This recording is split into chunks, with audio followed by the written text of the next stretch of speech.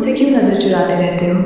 तुम मेरी तरफ देखते भी नहीं हो। नहीं मालकन, मैं तो अपना काम कर रहा था, इसमें नजर चुराने वाली कौन सी बात है? देखो, तो मुझे मालकन कहकर मत बुलाया करो। मेरा नाम अनीता है, तुम मुझे मेरे नाम से बुला सकते। मुझसे डरते क्यों हो? क्या मैं सुंदर नहीं हूँ? क्या मुझ में कोई कमी है? नहीं आशा, ऐसी बात नहीं है। दिल तो मेरा भी करता है, आप बहुत खूबसूरत हैं, लेकिन मुझे डर लगता है आपके अबू से। अबू तो अब घर में नहीं है, वो तो आपको कहकर गए थे कि मैं हफ्ते के बाद लौटूंगा। तो हम अकेले हैं घर में और कोई नहीं है। जी आयशा, बात तो आपकी ठीक है, लेकिन फिर भी अगर आपके अब्बू को पता लग गया तो वो तो मुझे काम से निकल देंगे। देखो मोहन, अभी हम दोनों घर में अकेले हैं और कोई भी नहीं है। घर में अब्बू को कैसे पता चलेगा? उसे कौन बताएगा? चलो आओ चलते हैं। इतना मत डरो, बच्चों की तरह डर रहे हो। आओ अब मेरे पास आओ। इतना डरो मत, कुछ नहीं होगा। अगर कोई हमें देख ले? कोई नहीं देख रहा।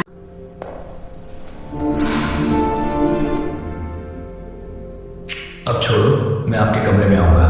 एक शांत गांव में शेखर लाल नाम के एक सम्मानित व्यक्ति रहते थे, जिनकी उम्र लगभग 50 साल थी। उनकी पत्नी का नाम कमला देवी था और उनकी एक ही संतान थी, एक खूबसूरत बेटी अनिता। अनिता की उम्र 22 साल थी और पूरे गांव में वह सिर्फ सबसे बड़ी खूबसूरत लड़की के रूप में जानी जाती थी। इसी घर में एक युवक भी रहता था जिसका नाम मोहन था। मोहन की उम्र 19 साल थी। वह गरीब परिवार से आता था, लेकिन बहुत मेहनती, ईमानदार और सच्चे दिल का था। शेखर लाल उसे सिर्फ नौकर नहीं बल्कि अपने घर के एक सदस्य और बेटे जैसा समझते थे। घर के सारे बड़े और छोटे। अरमान 26 वर्षीय सॉफ्टवेयर इंजीनियर दिन भर की थकान लिए प्लेटफॉर्म पर खड़ा था। बारिश हल्की हल्की फिर से शुरू हो चुकी थी। भीड़ थोड़ी कम थी। तभी उसने देखा एक लड़की दौड़ते हुए आई, हाथ में फाइलें, बैग खुला हुआ, बाल बारिश से भीगे और अचानक उसका पैर फिसला। फाइलें हवा में उड़ गईं। अरमान बिना सोचे भागकर उसकी तरफ गया। Are you okay? लड़की ने भीगे बाल हटाते हुए कहा। हाँ, बस आदत है गिरने की। उसका नाम था रिया। ट्रेन आ चुकी थी। दोनों फाइलें समेटते हुए ट्रेन में चढ़ गए। रिया हंसी, थैंक्स। अगर आप ना होते तो ये फाइलें नालों में मिल जाती। यही पहली मुस्कान जे की आखिरी लोकल ट्रेन। अरमान 26 वर्षीय सॉफ्टवेयर इंजीनियर दिन भर की थकान लिए प्लेटफॉर्म पर खड़ा था। बारिश हल्की हल्की फिर से शुरू हो चुकी थी। भीड़ थोड़ी कम थी। तभी उसने देखा एक लड़की दौड़ते हुए आई, हाथ में फाइलें, बैग खुला हुआ, बाल बारिश से भीगे और अचानक उसका पैर फिसला। फाइलें हवा में उड़ गईं। अरमान बिना सोचे भागकर उसकी तरफ गया। Are you okay? लड़की ने भीगे बाल हटाते हुए कहा। हाँ, बस आदत है गिरने की। उसका नाम था रिया। ट्रेन आ चुकी थी। दोनों फाइलें समेटते हुए ट्रेन में चढ़ गए। रिया हंसी, थैंक्स। अगर आप ना होते तो ये फाइलें नालों में मिल जाती। यही पहली मुस्कान। कहानी की शुरुआत बन गई। अगले दिन भी वही टाइम, वही ट्रेन और रिया फिर उसी कोच में। अरे आप? उसने मुस्कुराते हुए कहा। अरमान को लगा जैसे किसी ने थकी हुई रात में रोशनी जला दी हो।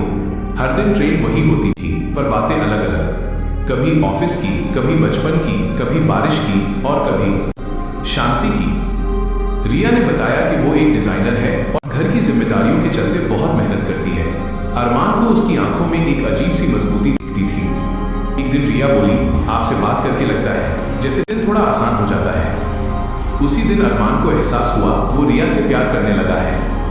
एक शाम रिया नहीं आई, न ट्रेन में न प्लेटफॉर्म पर।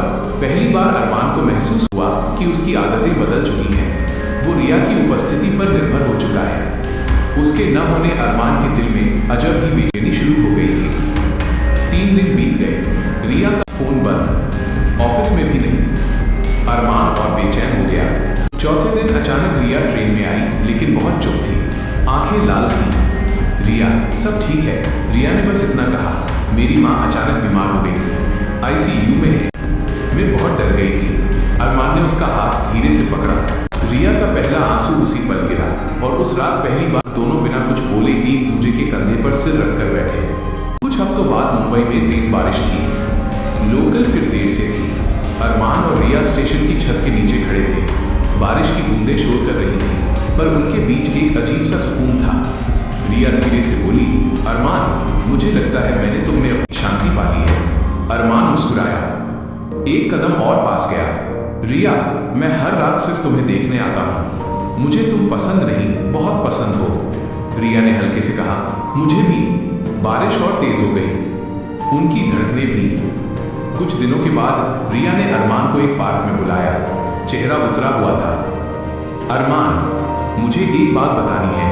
अरमान चिंतित हो गया। रिया बोली, मेरी बहन की शादी के लिए पैसे की जरूरत है। घर की हालत ठीक नहीं, मुझे दिल्ली जाना पड़ेगा, शायद महीनों के लिए। अरमान का दिल धक से रुक गया। ये शायद क्या है रिया?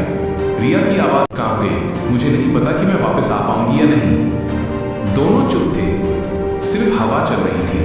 रिया अगले हफ्ते चली गई। पहली बार अरमान ने ट्रेन में अकेले बैठना सीखा।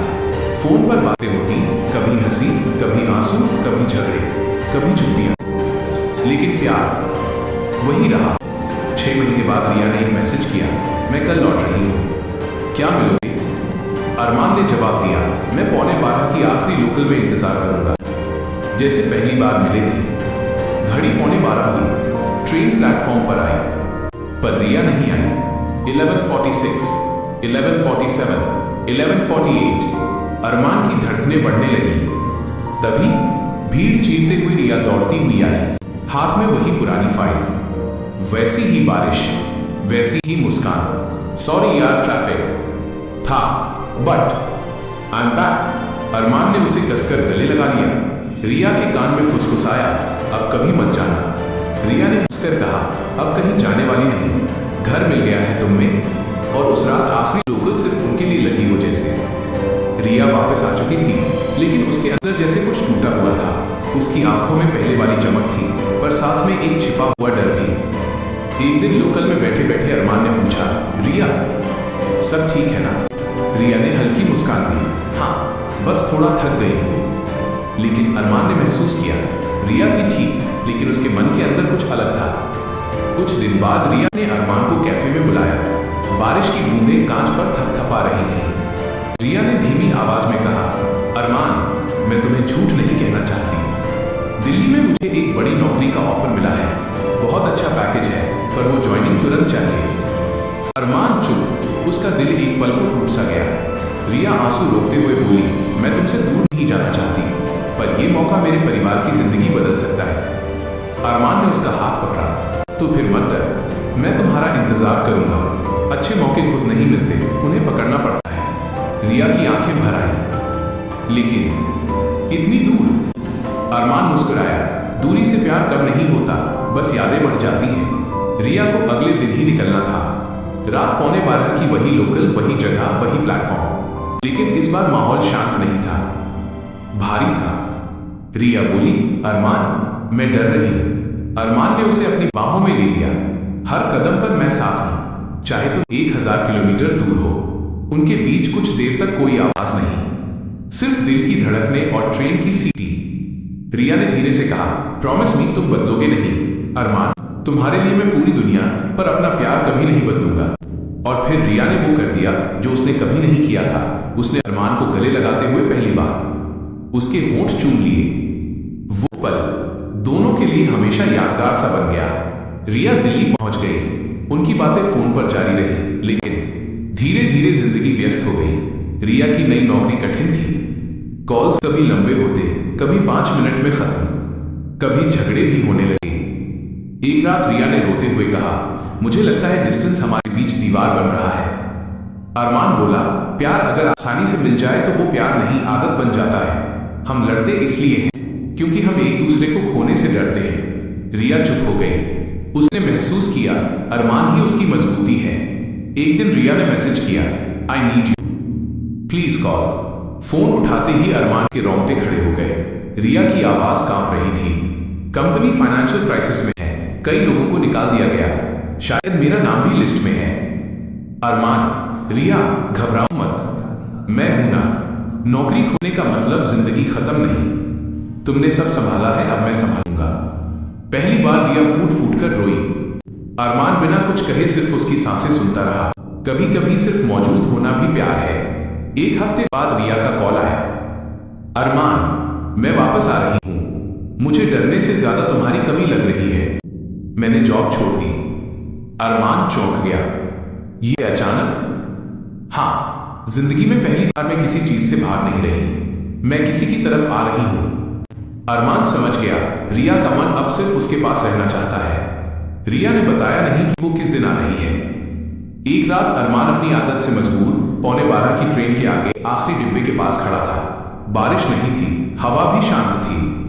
ट्रेन रुकी, लोग उतरे, प्लेटफॉर्म खाली होने लगा और तभी एक लड़की उतरी, हाथ में वही पुरानी फाइल, पीले रंग की दुपट्टा हवा में उड़ता हुआ, चेहरे पर मुस्कान। रिया।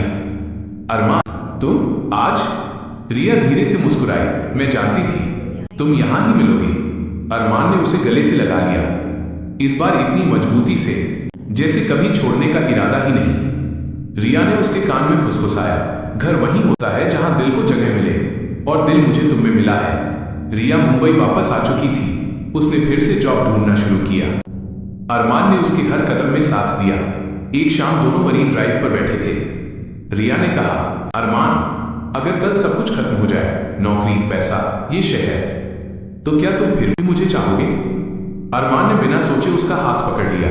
रिया, मैं तुमसे प्यार किसी वजह से नहीं करता, तुमसे करता हूं बस।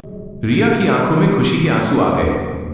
उसने अरमान के कंधे पर सिर रखकर कहा, चलो अब हमारी कहानी आगे बढ़ाते हैं।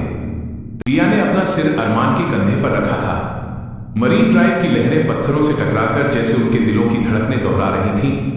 कुछ देर बाद रिया ने कहा, अरमान, क्या तुम्हें कभी डर नहीं लगता प्यार खो जाने का?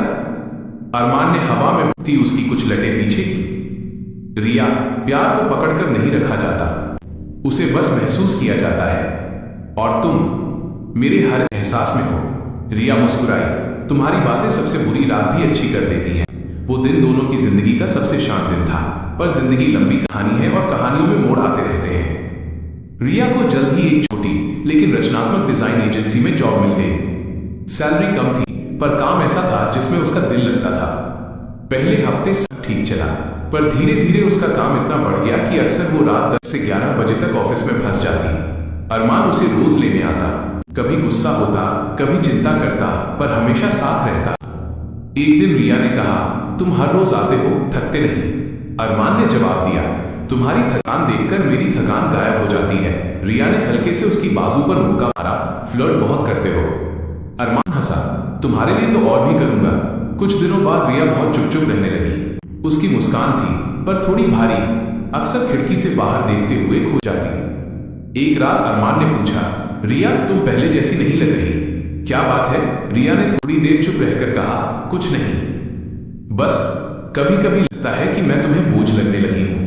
अरमान जैसे जोर से चौंका, रिया, ऐसा मत बोलो, तुम बोझ नहीं, वजह हो मेरी खुशियों की। रिया ने उसकी आंखों को देखा, वादा, कभी ये महसूस नहीं कराओगे?